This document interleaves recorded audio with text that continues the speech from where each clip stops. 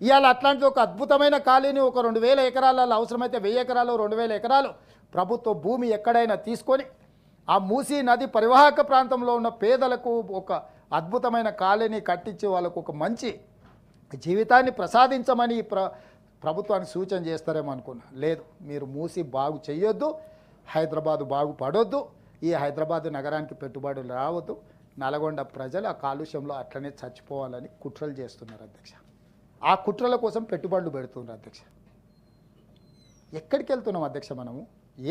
అసలు ఎటువైపు తీసుకెళ్లాలనుకున్నారు అధ్యక్ష తెలంగాణ రాష్ట్రాన్ని? మీరు ఒక్కసారి ఆలోచన చేయండి అధ్యక్ష. అదేవిధంగా regional ring road, outer ring road వస్తేనే ఇంత అభివృద్ధి వచ్చింది, రీజనల్ రింగ్ రోడ్ వస్తే ఇంకెంత అభివృద్ధి వస్తుంది అధ్యక్ష. సో వీటన్నిటిని దృష్టిలో పెట్టుకొని వరంగల్ ఎయిర్పోర్ట్ కావచ్చు, హైదరాబాద్ ఫ్లైఓవర్స్ కావచ్చు, ఈ విధంగా ముందుకు వెళ్తూ ఇదే విధంగా దావోస్, నేను ముఖ్యమంత్రి అయిన 45 రోజుల్లోనే అక్కడికి వెళ్తే 40,000 కోట్ల రూపాయలు పెట్టుబడులు తెచ్చిన అధ్యక్ష. రెండోసారి వెళ్తే 1,78,000 కోట్ల రూపాయలు పెట్టుబడులు తెచ్చినాం అధ్యక్ష. దాదాపుగా 2,20,000 కోట్ల రూపాయలు పెట్టుబడులు తెచ్చినాం. ప్రపంచంలోనే దిగ్గజాలైన అమెజాన్ లాంటి కంపెనీలు ఈరోజు మన దగ్గరకు వచ్చి పెట్టుబడులు పెట్టినాయి అధ్యక్ష. అవే కాకుండా అధ్యక్ష, ఈరోజు ఈ 15 నెలల్లో అమెరికా, సౌత్ కొరియా, సింగపూర్ మరో లాంటి దేశాలలో తిరిగి ఈరోజు పెట్టుబడులు తీసుకొచ్చినాం అధ్యక్ష. ఐటీ దిగ్గజాలైన గూగుల్, మైక్రోసాఫ్ట్ హైదరాబాద్లో వాళ్ళ వ్యాపారాలను విస్తరించుకునే అధ్యక్ష. ఏఐ ఆధారిత యాక్సిలరేటర్ సెంటర్ను నెలకొల్పేందుకు గూగుల్ ఒప్పందం చేసుకుంది అధ్యక్ష.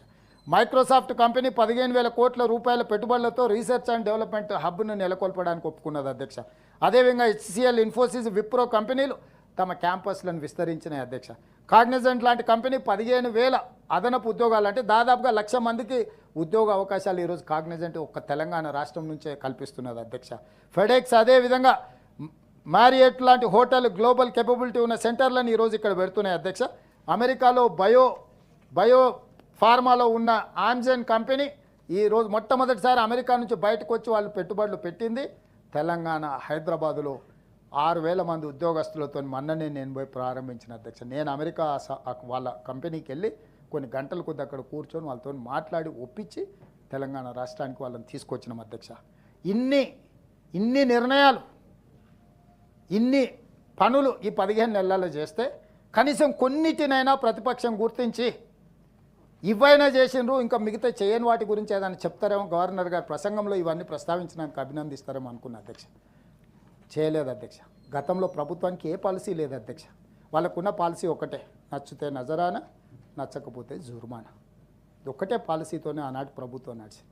కానీ మనం వచ్చినాక అధ్యక్ష ఎంఎస్ఎంఈ పాలసీ తీసుకొచ్చినాం, clean and green energy policy తీసుకొచ్చినాం, టూరిజం పాలసీ తీసుకొచ్చినాం, స్పోర్ట్స్ పాలసీ తీసుకొచ్చినాం, మైనింగ్ పాలసీ తీసుకొచ్చినాం, భూభారతి లా తీసుకొచ్చినాం అధ్యక్ష. ఇట్లాంటివి ఎన్నో పాలసీ తేవడం ద్వారా విస్తృతంగా అవకాశాలు కల్పించడానికి అవకాశం ఉంటుంది. పెట్టుబడులు పెట్టే కంపెనీలకు ఒక నమ్మకం, విశ్వాసం వస్తుంది అధ్యక్ష. ఈరోజు నేను గొప్పగా చెప్తున్నాను అధ్యక్ష, భారత్ సమ్మిట్ ఏప్రిల్లో పెట్టబోతున్నాం. 100 ప్రపంచ దేశాల నుంచి దిగ్గజాలు ఈ నగరానికి రాబోతున్నారు. మే 7 నుంచి మే 31 వరకు miss World competitions India, Hyderabad, తెలంగాణలో జరగబోతున్నాయి. 140 దేశాలకు సంబంధించిన ప్రతినిధులు రాబోతున్నారు. 3,000 మీడియా ఛానల్స్ తెలంగాణ రాష్ట్రానికి రాబోతున్నాయి అధ్యక్ష. 72వ Miss World competitions are going to happen in Telangana, Hyderabad అధ్యక్ష. ఇది ప్రపంచ చిత్రపటంలో మన రాష్ట్రాన్ని, మన టూరిజం డిపార్ట్మెంట్ ఒక స్ట్రాటజిక్ పార్ట్నర్గా తెలంగాణ రాష్ట్రంలో మనం చేపట్టబోతున్నాం అధ్యక్ష. ఇది ఒక గొప్ప సందర్భం అధ్యక్ష. తెలంగాణ రాష్ట్రానికి గుర్తింపు, ప్రపంచ చిత్రపటంలో తెలంగాణను శాశ్వతంగా ఒక గుర్తు పెట్టుకునే విధంగా ఈరోజు మనము తీసుకురాబోతున్నాం అధ్యక్ష. ఈ ప్రయత్నాలను అన్నింటిని కూడా ఈరోజు మనం దృష్టిలో పెట్టుకోవాలి అధ్యక్ష. అదేవిధంగా పదే